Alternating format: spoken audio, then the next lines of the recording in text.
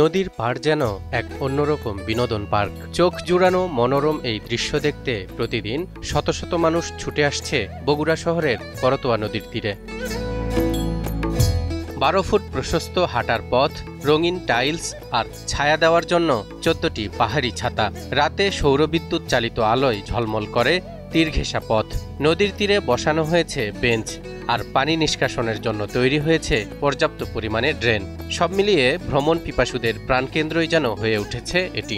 এখন তো আগের থেকে অনেক চেঞ্জ হয়েছে, যেমন আগে এই দিকটাতে কেউ আসতেই চেত না বা আসার মতো কোনো পরিবেশও ছিল না, কিন্তু এখন যদি আমি বলতে চাই এখন আসার মতো একটা পরিবেশ হয়েছে। মানুষজন আসতেছে, দেখতেছে, ছবি তুলতেছে, ভিডিও করতেছে। করতোয়ার বদলে যাওয়া এই রূপ দেখতে প্রতিদিনই সকাল থেকে রাত পর্যন্ত শত শত মানুষ ভিড় করছেন এই নদীর পাড়ে। এই নদী এখন আর কেবল ইতিহাস নয়, বরং এটি এখন হয়ে উঠছে তাদের জীবনের অংশ।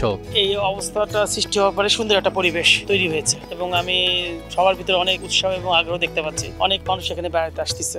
আমাদের দাবি হচ্ছে যে বনানী থেকে মাটিডালি পর্যন্ত নদীর এই পশ্চিম তীরটা অন্তত ওয়াকিয়ে করা হোক, যাতে মানুষ এখান থেকে সহজে চলাচল করতে পারে এবং বিনোদনের একটা জায়গা হতে পারে। অথচ দখল আর দূষণে হারিয়ে যেতে বসেছিল ঐতিহাসিক এই নদী। হাজার হাজার বছর আগে এই নদীকে ঘিরেই গড়ে উঠেছিল প্রাচীন পুনর্বর্ধনের সভ্যতা। আজ সেই নদী যেন ধুকে ধুকে বেঁচে থাকা এক স্মৃতি মাত্র।